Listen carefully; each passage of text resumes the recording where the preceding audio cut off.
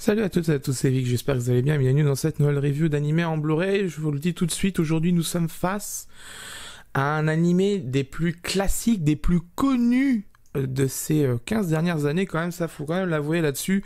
C'est pas une série non plus que j'apprécie particulièrement le style graphique, mais il faut quand même bien avouer que sa réalisation est impeccable et je parle bien sûr de Code Geass qui est un succès monstrueux, qui a été une réussite totale, mais totale pour Sunrise, totale pour Clamp, et totale dans ses ventes, parce que tout simplement Code Geass à sa sortie au Japon, déjà elle fait des audiences de fou quand même, faut être honnête, quand il était diffusé sur TBS de mémoire et MBS, il faisait de très bons scores d'audience.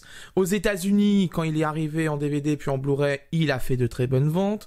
En France, quand il est arrivé en DVD, il a fait de bonnes ventes parce que bon, ça restait quand même Kazé. Il y avait quand même les sceptiques de Kazé qui rechignaient quand même à l'acheter. Et ça, je peux comprendre parce que c'est vrai que Kazé, des fois, est assez variable en termes de qualité. Peuvent faire de très bonnes choses comme My Hero Academia, mais ils peuvent faire de très mauvaises choses comme Silent Voice. C'est pour vous dire un peu l'ampleur des dégâts. Code Geass est vraiment une série vraiment réussi au niveau de sa réalisation, ça y a pas de doute là-dessus, c'est vraiment une très bonne série.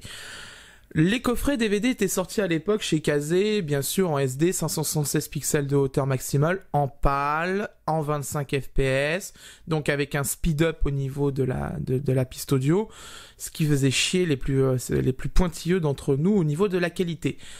En 2011-2012, je crois, ou 2013, je sais plus exactement, ces coffrets-là sont sortis en Blu-ray du coup, qui sont du coup une intégrale de la saison 1 et une intégrale de la saison 2. Il y a un troisième box qui existe qui est pour les OAV Akito, qui est dans le même format que celui-là, et surtout que ces Blu-ray là de ces deux saisons sont ressortis l'année dernière en 2018 en format A4 produit par IDP pour environ 80€.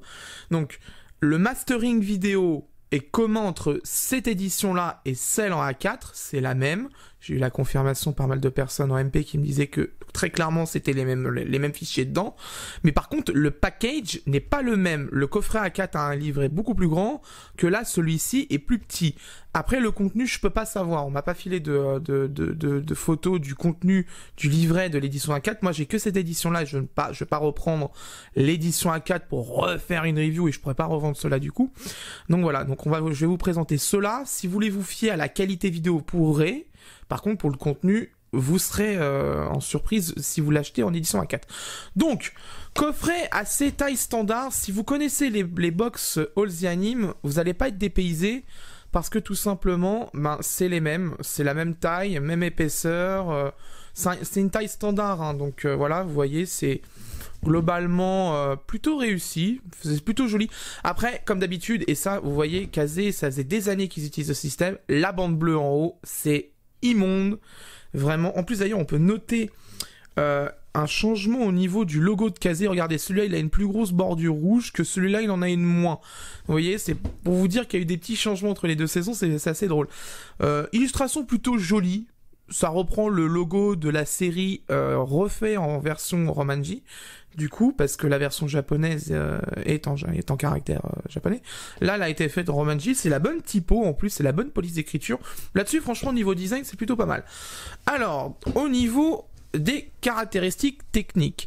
Donc du coup, le coffret derrière, un petit résumé pour vous montrer qui bosse dessus, la phrase d'accroche, les prix qu'il a eu, et on peut voir quand même que niveau prix, je peux vous garantir quand même qu'il a eu des prix vraiment assez somptueux. Meilleure série télé, meilleur personnage, les louches, meilleur générique par le Anime Grand Prix, le Animage Anime Grand Prix, 2 fois meilleure série TV originale par le Japan Expo Wars 2010 et 2011, 2 fois meilleure série télé par le Animation Kobe Event, et meilleure série télé au Tokyo International Anime Fair. C'est pour vous dire quand même que l'animé, il a eu des prix quand même derrière, il en a eu.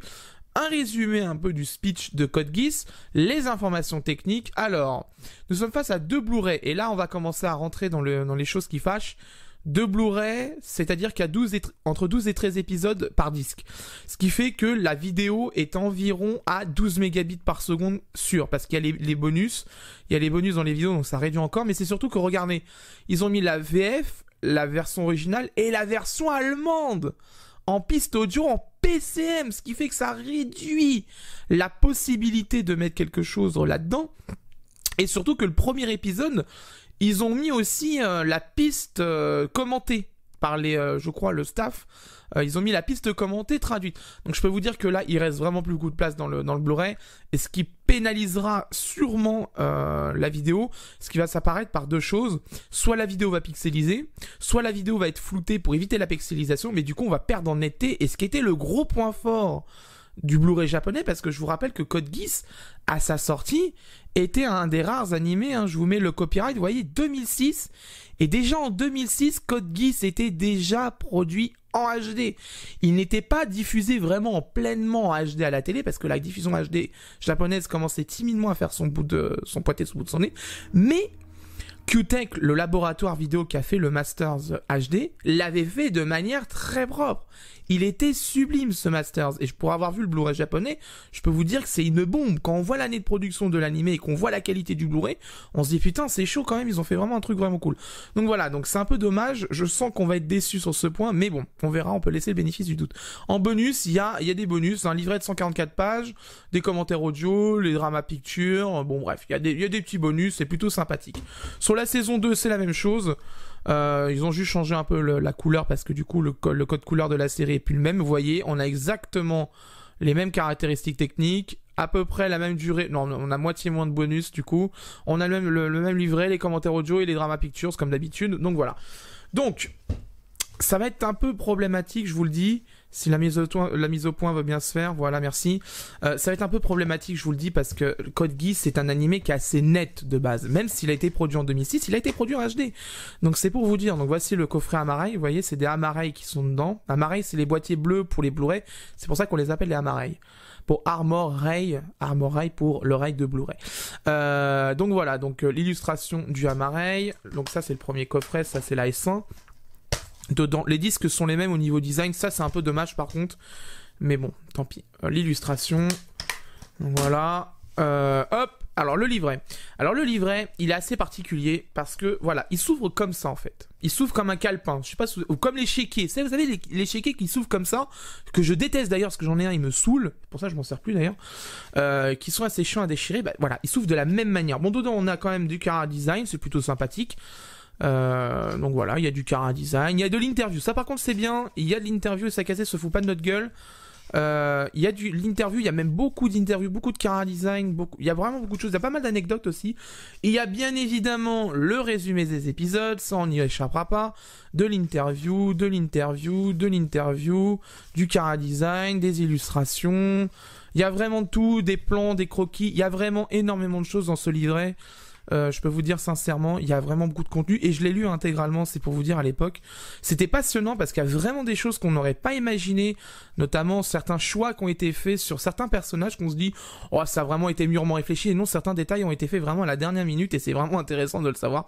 Il y a les designs des différents objets, etc. C'est vraiment un très bon livret. Le seul regret que j'ai, c'est qu'il est souple. Voilà, ça c'est un truc qui m'énerve un petit peu parce que dans la durée, une couverture souple aura tendance à vieillir moins bien qu'une couverture rigide. Donc c'est un peu dommage. Après c'est un choix de casé, je pense que pour le prix, parce qu'à l'époque ils étaient vendus, de mémoire je vous mettrai un screen à la vidéo, mais ils étaient vendus je crois une trentaine ou une quarantaine d'euros, je sais plus exactement à combien je les avais touchés, mais ils étaient pas vendus comme là en ce moment, ils sont vendus 70-80 euros le coffret. Donc c'est un peu con quand même, il faut surtout pas lâcher cette somme là-dedans. Surtout que maintenant il y a le coffret A4. Donc le coffret saison 2, Code Geass les louches R2. Donc le disque est le même, c'est juste un swap color qui a été fait. Illustration de derrière. Voilà. Bon, c'est un peu dommage. Franchement. Alors, les Digipack et les Amaray, c'est deux clans dans l'animation japonaise en France. Il y a des gens, ils préfèrent les boîtiers Amaray. Ça se vaut. C'est vrai qu'au niveau de solidité, c'est quand même beaucoup plus solide qu'un Digipack. Mais niveau illustration, regardez. C'est beaucoup plus limité. Vous voyez, toute cette partie-là, on peut pas mettre d'illustration. Là aussi, là sur le côté, pareil en haut. Donc vous voyez, ça limite quand même pas mal les choses. C'est un peu dommage là-dessus, mais bon, après, c'est un choix de casé. On aime ou on n'aime pas, c'est pareil. Alors, comme d'habitude, on rentre on démarre direct la saison 2 avec, bien sûr, une petite séance de questions-réponses dès le début, avec le staff japonais de Code Geass. Donc vraiment... Comme pour la première saison, il y a même un système, il y a un arbre, il y a la hiérarchie, etc. au niveau de Code Geass, l'ordre des Chevaliers Noirs, les Saints Empires de Britannia, etc. Il y a vraiment beaucoup de choses, c'est vraiment bien détaillé, et en plus, c'est bien traduit. J'ai déjà vu la série en japonais à l'époque, quand elle était diffusée, non, c'était pas, je crois, en DVD, c'est bien traduit. Franchement, faut être honnête là-dessus, je me souviens très bien de la traduction de Code Geass, ça a été plutôt bien faite. Bien sûr, évidemment, les gens qui ont piraté la série en fansub et qui avaient vu ça chez Jadis, soit Inonaka, gueuler parce que certains termes étaient traduits alors qu'ils ne devraient pas, alors qu'en réalité, dans une bonne traduction, on ne s'amuse pas à mettre des mots anglais et des notes de traduction dans tous les sens. C'est strictement interdit dans les normes interprofessionnelles et ça devrait être banni de tous les sous-titres, aussi bien professionnels qu'amateurs. Donc du contenu,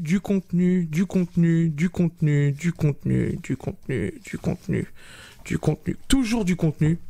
Il y a vraiment, je vous dis, le livret est plein à craquer d'informations, d'interviews, de dossiers, etc. C'est vraiment très bien fait, et ça là-dessus, le coffret Blu-ray que je vous présente aujourd'hui rend vraiment hommage à la série. Il y a vraiment énormément de contenu et ça fait vraiment plaisir à voir. Vous voyez, c'est pas compliqué, Kazé sait faire des bons coffrets. Ça là-dessus, vous voyez, Kazé sait faire de très bons coffrets. Le problème de Kazé, c'est que souvent, des fois, il s'en mêle les pinceaux dans des choix bizarres, notamment la bande bleue, le fait de les mettre dans deux disques, une série dans 2 disques, alors qu'il y a trop de pistes son, ça fera pas assez de débit vidéo, enfin, des choix à la con que Kazé ne sait pas raisonner. Quand vous faites, je vais vous donner un peu, parce que moi je connais très bien le secteur, je travaille là-dedans, enfin, pas français, mais ailleurs. On peut pas, quand on prépare un coffret, on va étudier déjà combien il est possible de le vendre. Donc on fait déjà une petite étude pour voir déjà la force de l'œuvre et combien pourrait se vendre. Son juste prix entre guillemets. Il y a aussi les impératifs japonais, parce qu'il faut quand même les payer, je vous rappelle. Donc il faut déjà calculer combien va nous coûter la série à produire. Donc il faut calculer le coût de production en différentes éditions. Donc cette édition-là, ils ont dû calculer le coût de production. Le truc, c'est que je me souviens qu'elles étaient à 50 balles, celle-là à l'époque, 40-50 à peu près. Dites-vous que c'est à peu près le même prix que My Hero Academia. Et pourtant, Code Geass, niveau popularité, je peux vous dire que c'est quand même semblable, quand même. Franchement, là-dessus, c'est une grosse série, avec une grosse production, c'est Sunrise au cul. Sunrise, c'est pas n'importe qui quand même. Clamp, c'est encore moins n'importe qui. Donc, niveau popularité, c'est quand même quelque chose qui est connu. Donc, ils ont vendu ça 40-50 € à l'époque, mais ils l'ont fait en 2 disques. Or, My Hero Academia, ils l'ont fait en 4 disques, la saison 2. Il y a 4 disques dedans. 4 ou 3, je sais plus. Mais il y a plus de disques que celle-là. Et ce qui est con pour Code Geass, parce que, automatiquement, si on baisse le débit, il faudra faire un choix, quoi qu'il arrive, dans la qualité vidéo. Soit on fait pixeliser la vidéo, soit on la rend smooth, comme on dit, donc on floute volontairement la vidéo, ce qu'on appelle une pré-quantisation, c'est-à-dire qu'on pré-mâche le boulot au compresseur H264, on lui malaxe la vidéo pour qu'il puisse la compresser le plus possible sans faire trop de dégâts. Ça, c'est une lourde erreur, et je peux vous le dire, parce que quand on smooth une vidéo, on perd le travail original du laboratoire japonais. On le perd et il est de qualité en plus, et là c'est vraiment regrettable d'avoir fait ça. Je suis sûr et certain que ce Blu-ray est smooth. C'est pas possible. Ils ont pas pu s'amuser à le laisser pixeliser. Il doit être flouté un peu au niveau pour la compression et il doit y avoir du color banding dans les scènes sombres. On le verra de toute façon dans la review technique. Mais c'est sûr et certain de toute façon quoi qu'il arrive. Donc moi je vais aller re-regarder la série parce que je l'ai vue il y a longtemps et je l'ai pas vue dans de bonnes conditions. Je l'ai regardée à la ZOF sur une télé de merde. C'est pour vous dire. Là j'ai une télé au top du top maintenant. Étalonné et tout, à la sonde et tout, je peux vous dire que c'est autre chose quand même là-dessus. Donc moi je vais aller regarder la série, pour moi ça sera dans quelques jours, pour vous ça sera tout de suite. À tout de suite pour la seconde partie de la review. Bien, après avoir vu le Blu-ray, je peux vous donner mon avis. En ce qui concerne la résolution, c'est une résolution de 1900 par 1080 avec un FPS de 23,976 images par seconde. On quitte du coup le 25 FPS du DVD pâle d'époque, une compression en H264 et un débit qui avoisine en moyenne, et je dis bien en moyenne, 12 mégabits par seconde. Certains épisodes ont moins, d'autres auront beaucoup plus. C'est dû à une compression en bitrate variable. Code Geass était un des rares animés produits à l'époque en HD de base, chose extrêmement rare à l'époque où la diffusion HD à la télé commençait timidement à pointer pointer le bout de son nez. C'était d'ailleurs vraiment un animé exceptionnel d'un point de vue qualité vidéo. Le Blu-ray de Kazé est assez mitigé. Pour 12 mégabits, ça pixelise pas. Ça, c'est une chose qu'on peut pas l'enlever, il ne pixelise pas. Mais en revanche, la compression H264 a flouté pas mal la vidéo pour augmenter la compression. Ou alors, la personne à l'auto-touring a volontairement fait un flou pour optimiser la compression. Il y a quelques passages avec du color banding assez prononcés sur des scènes assez sombres. C'est loin d'être catastrophique, mais c'est pas non plus le Blu-ray de qualité que proposait la version japonaise à sa sortie. C'est vraiment dommage. Kazé a raté, que je pense, le coche là-dessus. C'est vraiment dommage. Je pense qu'avec 4 disques Blu-ray pour 26 épisodes, ça aurait été plus intéressant au niveau rapport poids, débit, ça aurait été vachement bien. En ce qui concerne le son, la VO et la VF est en PCM stéréo 16 bits 48 kHz. Ça c'est bien, on quitte du coup le AC3 du DVD d'époque et c'est l'une des nouveautés du Blu-ray. Donc exit le Blu-ray AC3 25 fps du DVD de Kazé. Place au FPS à la vitesse d'origine de l'animé, c'est propre. Peut-être un peu plat au niveau mixage sur la VF, mais ça reste largement mieux que le DVD Kazé d'époque. La VF, et justement on va en parler, étrangement, elle m'a convaincu. Elle m'avait déjà convaincu à l'époque quand Code Geass a été diffusé en français. Je la trouve plutôt bonne, le casting est plutôt très bon, elle vaut vraiment le coup au moins d'être testé par vous pro VO. Pour vous faire un petit avis, voici un petit extrait. Hé, le louche! Aïe. Tu dormais, je t'ai vu! Ta main s'est arrêtée d'écrire! Ça va, enfin, c'est pas une raison pour me frapper. Ça t'apprendra à me laisser tout faire tout seul. Bien dit! D'ailleurs, t'étais passé où hier? Bon, ça suffit, vous trois. Je propose qu'on retourne aux choses sérieuses. Je vous rappelle qu'on était en train d'établir le budget des clubs et il faut en finir au plus vite, sinon on n'aura aucun financement. Et si jamais on en arrive là? On aura le club d'équitation sur le dos. Je les vois déjà débarquer en force et montrer les crocs.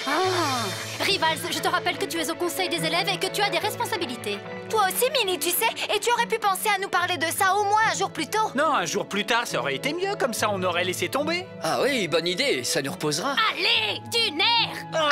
Tu crois qu'en nous criant dessus, on va bouger comme par magie? Tout à fait. Vous avez besoin de ça pour vous mettre du cœur à l'ouvrage. Tu vas être déçu, Millie, mais n'est pas magicien qui veut. Je sais pas comment t'as fait, mais en tout cas, sur moi, ça fonctionne. Toi, t'as le physique et la motivation, c'est le top. Ah ça oui, et je m'entraîne dur pour garder la forme. Je parlais pas de ça, à vrai dire. C'est très rare. Quoi? L'autre jour, j'ai pu m'en rendre compte dans les douches des filles. Tu es parfaitement proportionné des pieds à la tête, c'est ahurissant. Oh, ça alors? Oh, qu'est-ce que tu racontes, espèce d'obsédé? En ce qui concerne la traduction, elle est plutôt bonne, cohérente, juste avec un aliasing sur les contours noirs. Malheureusement, au niveau de la lisibilité, c'est un petit peu dommage. Un petit peu d'aliasing, j'ai vraiment l'impression que le logiciel qu'ils ont utilisé pour convertir les sous-titres qui étaient au format DVD vers le format Blu-ray n'a pas été vraiment pertinent et vraiment bon sur le coup. Ça fait qu'il y a toujours un peu d'aliasing sur les contours en italique, c'est dommage. Ça pourrait être mieux, surtout qu'avec les systèmes genre Punk Graphic Stream qui permet de convertir tout type de sous-titres, ASS, SSA, SCC, tous les formats de sous-titres qui existent en point sub pour les Blu-ray avec la bordure, les typos, etc. Tout le style graphique qu'on a choisi, il est reproduit à l'identique pour le Blu-ray. Donc du coup, c'est un peu dommage de se priver de ce genre de logiciel et payer des logiciels qui valent sûrement une fortune chez Kazé et qui concrètement ne faisaient pas un bon boulot déjà à l'époque. En conclusion, Code Geass est un excellent animé. Maintenant, la question c'est est-ce que une réalisation, une bande-son, une animation de très grande qualité vaut automatiquement l'achat de ce Blu-ray? Ça, c'est la question. Le DVD d'époque, à mes yeux, moi, il n'était pas très bon. Je l'avais déjà dit il y a longtemps quand il était sorti, je le trouvais pas exceptionnel parce qu'il était déjà très compressé, que la piste AC3 était vraiment massacrée, que c'était vraiment taillé dans la masse pour que ça rentre dans le moins de disques possible. Le Blu-ray répond-il à une demande de qualité? Pas totalement. Franchement, je pense qu'ils auraient mis 6 épisodes en moyenne dans chaque disque, donc ça aurait fait 4 Blu-ray. Ça aurait été beaucoup plus pertinent que 12 à